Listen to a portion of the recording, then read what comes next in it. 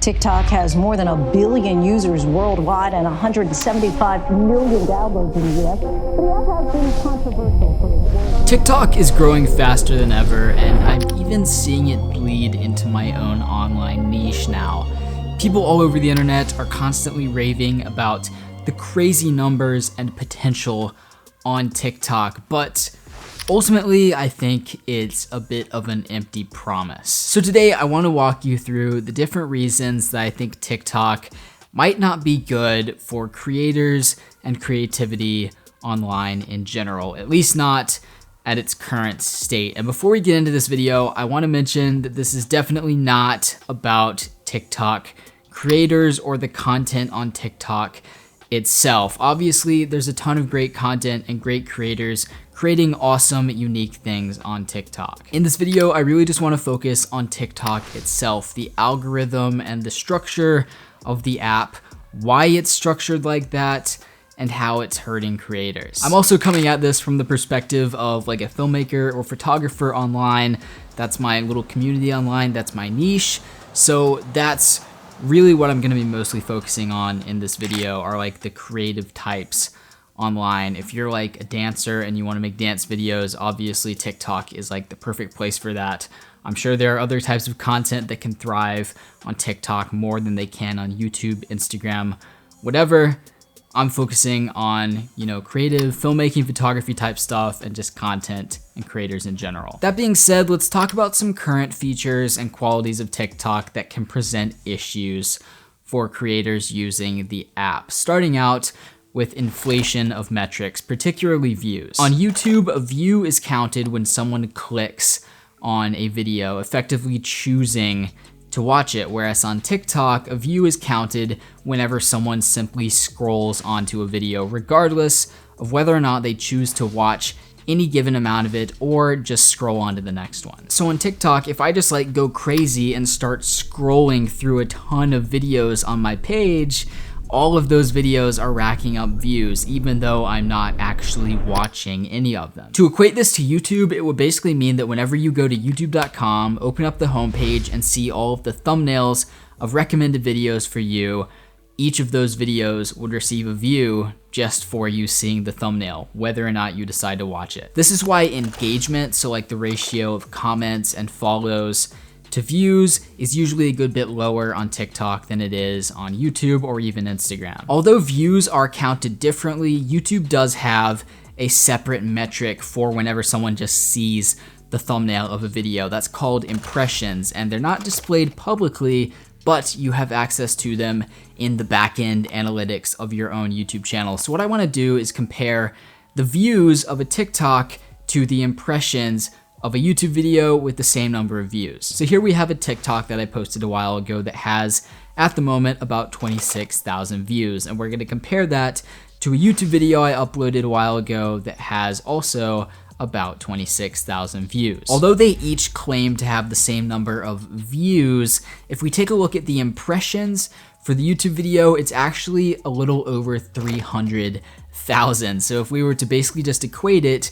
this video would have 300,000 views by TikTok standard. Now, that is a massive difference, and it also explains why the YouTube video has about 450 comments, while the TikTok only has about 70, way higher engagement. If we take a look at the metrics for my most popular video that I've ever uploaded, it has under 1 million views on YouTube, but would have about 15 million on TikTok. So when you see a TikTok that has like 50 million views, it actually has 50 million impressions. The view count is probably a good bit lower, and I'm willing to bet that if we were to make it to where on TikTok a view was only counted once you watched, maybe 4 or 5 seconds of a video, those view counts would probably decrease significantly. In addition to inflating metrics, I think there are also a few issues with the TikTok algorithm and how videos are sorted and recommended to users. Starting out with the fact that the algorithm can effectively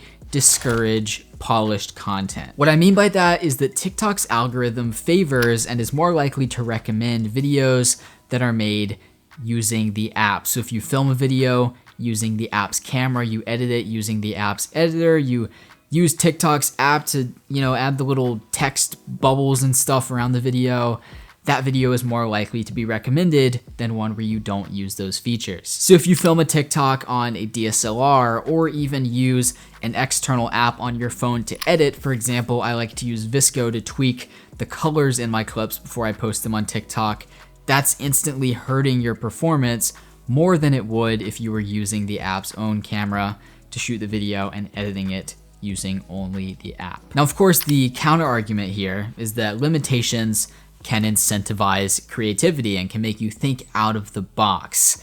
But when we're talking about, everything you ever upload to this app and the millions of people posting to it, that's ultimately a cap. It's great to do little challenges here and there and limit yourself for a short period of time to help flex that creative muscle and work within that limitation and thrive within it, but it's not great when it's an entire platform. In addition to encouraging users to film and edit a certain way, TikTok also encourages repetitive content. The entire app is really based around trends, trendy songs, trendy hashtags, trendy challenges, and you thrive more if you stay within those trends and take advantage of them. The app's discovery page clearly highlights trending audio and hashtags, and understandably, a lot of users base their content off of what's at the top of that page. I mean, it makes sense. It's gonna perform better. To give you an example of my own niche, this filmmaking, photography, travel community, I see almost every photographer or filmmaker on TikTok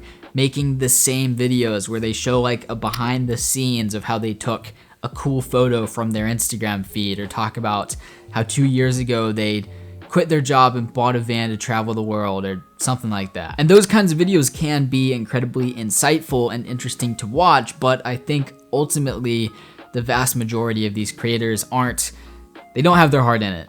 They're making these videos because they think they'll perform well, and they're taking advantage of that trend. It's understandable, but I wish the algorithm could encourage more truly unique ideas. And of course, there's that exact same counter argument here that working within a certain trend or a certain limitation incentivizes your creativity, and that's very true, but it's not ideal when it's the entire platform. In addition to highlighting trending audio and hashtags, TikTok's user interface prioritizes discovery over the building of a community. And this is quite possibly my most major problem with the way the app works for creators. The moment you open the app, you're greeted by the For You page, a stream of content from creators that you don't already follow. And even then, when you do swipe over to the following page, it's poorly sorted, not chronological, and can make it tough or even impossible to see a certain video from a creator that you're looking for. This not only makes it more difficult for viewers to find the exact content they're searching for,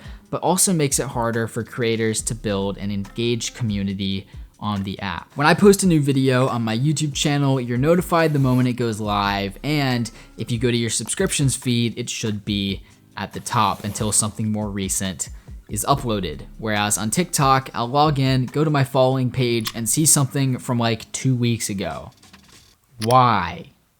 Why didn't I see it 2 weeks ago? This is why you'll oftentimes see people routing their TikTok to another social media, like an Instagram feed or a YouTube channel, because that's somewhere that they can grow a more engaged community. TikTok is basically this discovery funnel through which people go to find your main hub for where you can sell merch and make money off of AdSense if you're on YouTube, and really just grow an engaged community. Ultimately, the point of all of these algorithmic and structural features is to keep people looped in, to keep people using the app for as long as possible, and that's the exact same goal of every other social media. The key difference is that TikTok does it really well. TikTok's algorithm and structure is amazing at keeping fans looped in and watching videos, scrolling through that feed for a really long time and consuming a ton of content. And it's great at keeping creators incentivized to keep posting on the app, but they're not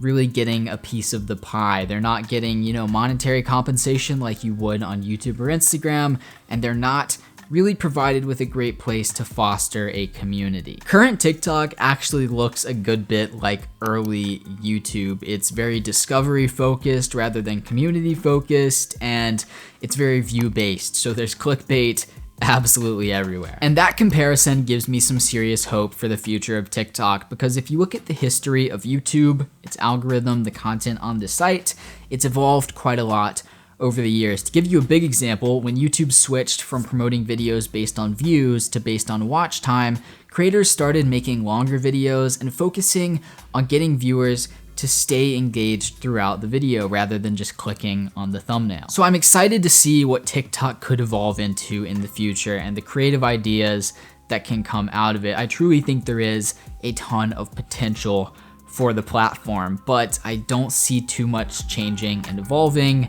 without some serious algorithmic adjustments. Social media algorithms have a huge impact on what people tend to post, but they're also determined by the people on the platform. So it's up to us viewers and creators to create demand for what we want to see on these platforms going forward, whether it's YouTube, Instagram, TikTok, whatever. Everyone in this social media space has a different perspective. So if you're someone who's doing really well on TikTok and you think it's great for you as a creator, you think I'm absolutely dead wrong in this video, tell me about it. Let's talk about it. Leave a comment and we can discuss. That being said, I hope this video didn't absolutely ruin social media for you. And if you enjoyed it or learned something new from it, do feel free to show your support by leaving a like on the video, sharing it with your friends, or even subscribing to my channel. I upload new videos every single week. But that's all for now.